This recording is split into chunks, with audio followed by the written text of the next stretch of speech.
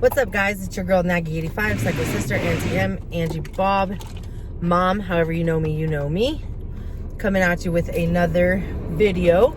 As I said, I wanted to do my weeklies, and it seems like this is probably the only time I'm going to get alone to do weeklies. So I'm actually headed right now to give a friend a ride home from work, and I figured it'd be a good time to do a video. So you have to suffer with the, oh, my windows are iced over, that's cute.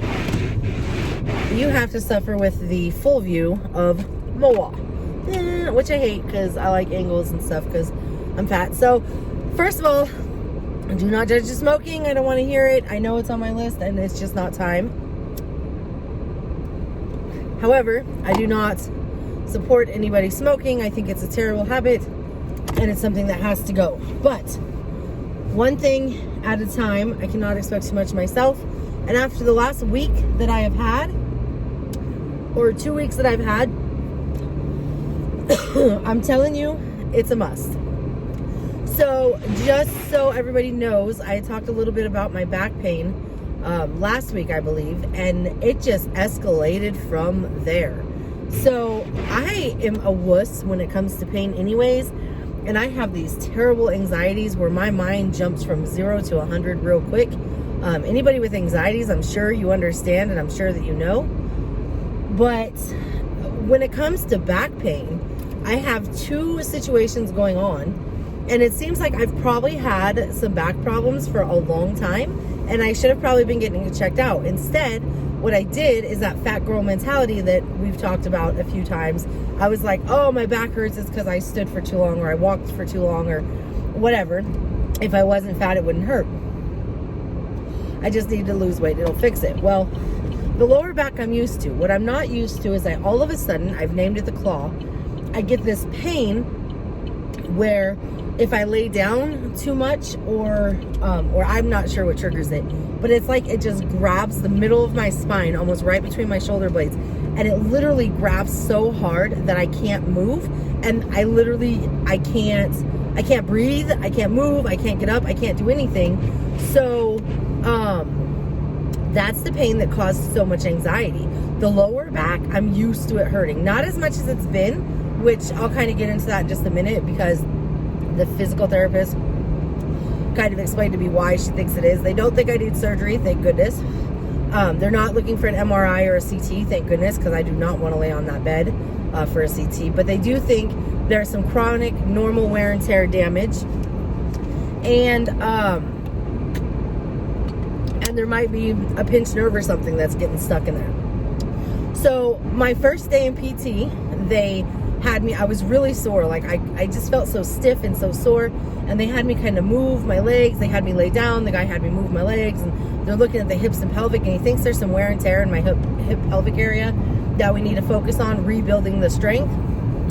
But when he had me turn to my left, and then I felt it, the claw, and it grasped me, and I felt so stupid because I couldn't even sit up, and I was just in tears, and the poor physical therapist is standing there looking at me like, what does he want me to do? Well, thankfully, my friend Megan came with me because I was so terrified. I've been so scared through this whole thing. If you read my text messages between me and her during this, I literally sound crazy. Because like, I'm scared to move, I'm scared to breathe, I'm scared, I don't want to take the meds they gave me, but I do need to take them, I don't want to rely on them, it's a constant battle of anxieties in my world.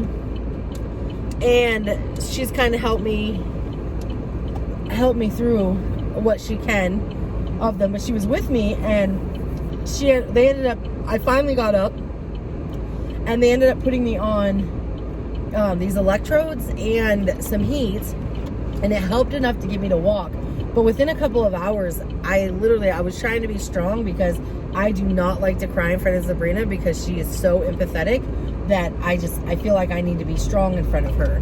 And so I was trying really hard while I went into the kitchen to dish up dinner, and I just broke down crying. And my brother Clayton was there, and he's like, dude, maybe you should go to the ER. So I went to Indigo, and Indigo was like, oh, did you take anything? And I thought I took ibuprofen because I thought Aleve Back and Body was ibuprofen, which it's not, it's naproxen, which I didn't know that.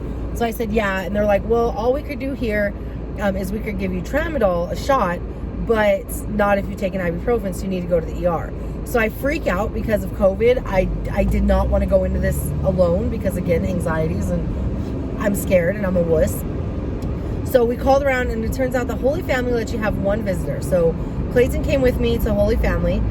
They ended up giving me a shot of Dilaudid, which all of my friends who have ever been on my posts like, ooh, I got the good stuff Dilaudid, you are fucking nuts. I hated it with a passion. I felt like I was too high. I was in no control, and I still felt the pain. Like I could still feel my back, and I broke down bawling, and I felt like such a bad mom because I can't even lift my daughter or get on the floor and play with her, or her whole life is going by and I'm not going to be able to keep up because what? I like cheeseburgers?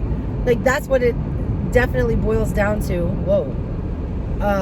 Boils down to in my mind is that it's all because I'm overweight, which, as anybody who's followed me knows, we're back on the starting of that transition again. We're back on the whole kick where I lost 73 pounds in a year, and we're back on that mindset, but we're doing it slow this time. We're not jumping in saying, I'm quitting soda, I'm quitting smoking, I'm going to exercise 5 times a week.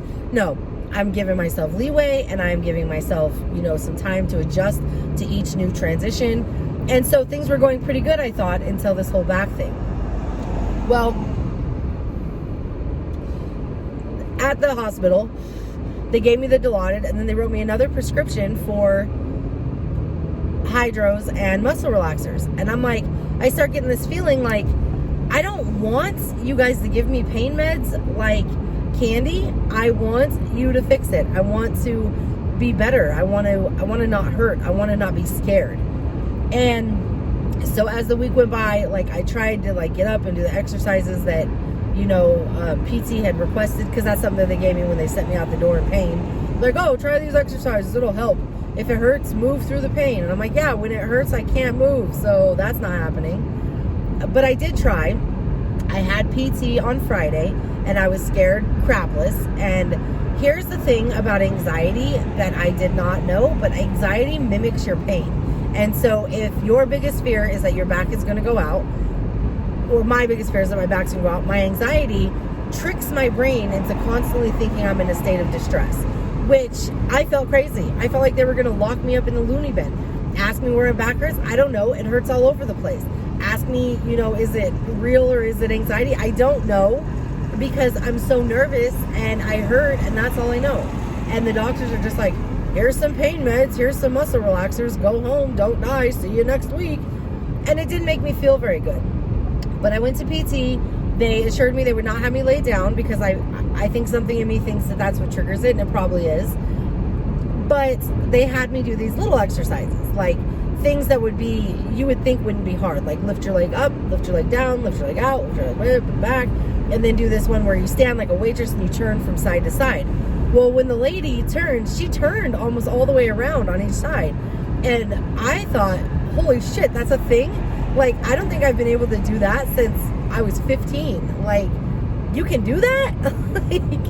And so it dawns on me that this wear and tear isn't something that is normal, and I should have never have just been like, oh, I'm fat, deal with it.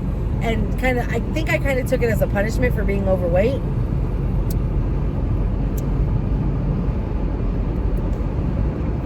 So I should have been to the doctor like, hey, I'm in pain, and maybe we could have helped this a little bit sooner. However, what's done is done, and I started getting more of a mindset. Today's Sunday, and Friday I had PT.